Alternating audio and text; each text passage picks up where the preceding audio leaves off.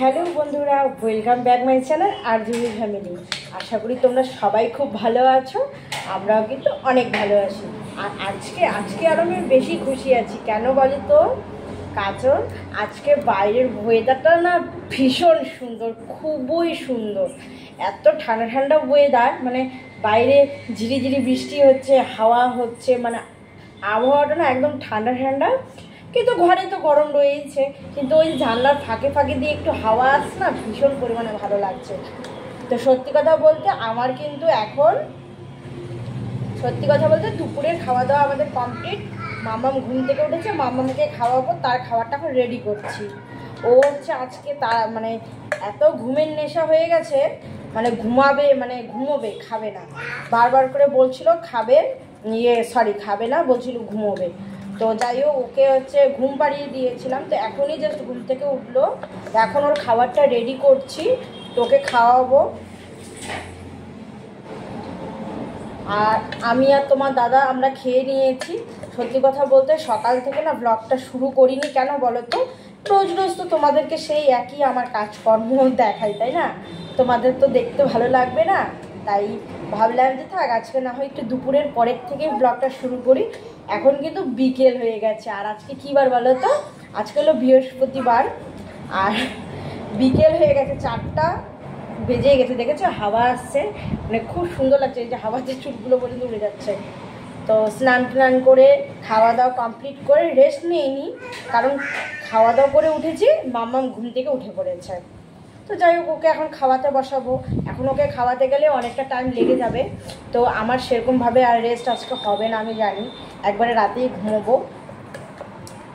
তো ভাবলাম যে তোমাদের সাথে ব্লগটা স্টার্ট করে দেওয়া যাক।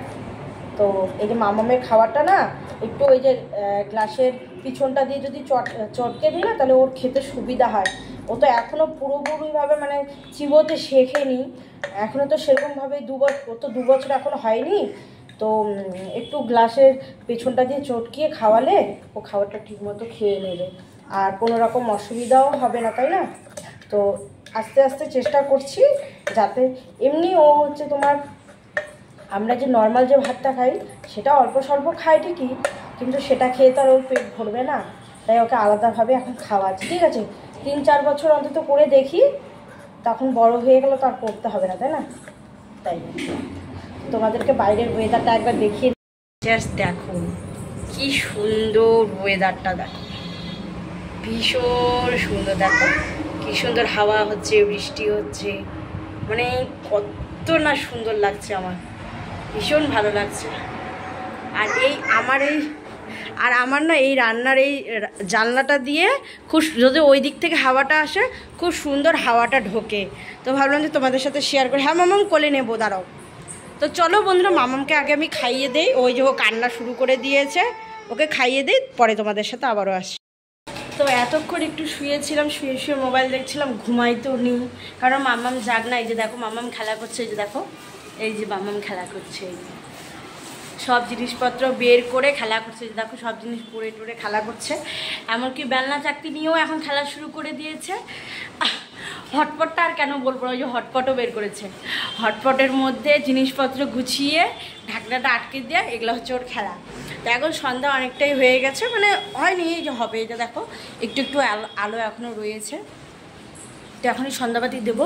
তো ইউটিউবে একটু রিলস বানালাম, আর ফেসবুকেরও কিছুটা বানিয়েছিলাম অনেকক্ষণ আগেই। তো এখন সন্ধ্যাবাতি দিয়ে নেব, তারপরে দেখি কি করা যায়, ভাবনা চিন্তা করি। তোমার দাদা তো আসতে অনেকটাই লেট আছে। তো আমরা দুজনেই মা মেয়ে ঘরের মধ্যে থাকবো, বা তাহলে ম্যাগিদের রুমে যাব, একটু বসে গল্প টল্প করে চলে আসবো। আর ফোনটাও চার্জে দিতে হবে। আকাশের পরিস্থিতি যেহেতু ভালো নেই, যখন তখনই কারেন্ট চলে যেতে পারে। আর এখানে তো কারেন্ট চলে যাওয়াটা কমন ব্যাপার, যেটাকে বলে কমন ব্যাপার। গান করছে মামা, দেখেছো?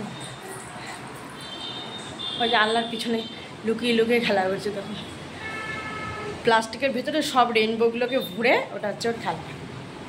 তো চলো তোমার সাথে থাকো, সন্ধ্যাবাতিটা দিয়ে নেই, তারপরে তোমাদের সাথে দেখা হবে। তোমরা অবশ্যই ব্লগটা ফলো করো, আর যারা নতুন দেখছো অবশ্যই কিন্তু চ্যানেলটা সাবস্ক্রাইব করে দিও, আর একটা অবশ্যই লাইক করে দেবে, ঠিক আছে?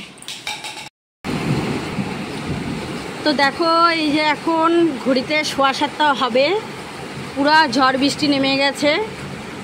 বাইরে কাপড় চোপড়গুলো মেলে দিয়েছিলাম, বিশ্বাস করবে না তোমরা, মানে এমনভাবে ভিজেছে, মানে আমি ওগুলো আনতে গিয়ে আমি নিজেও পর্যন্ত ভিজে গেছি।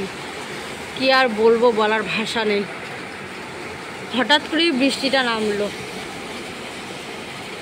তোমাদের দাদাও আটকা পড়ে গেছে।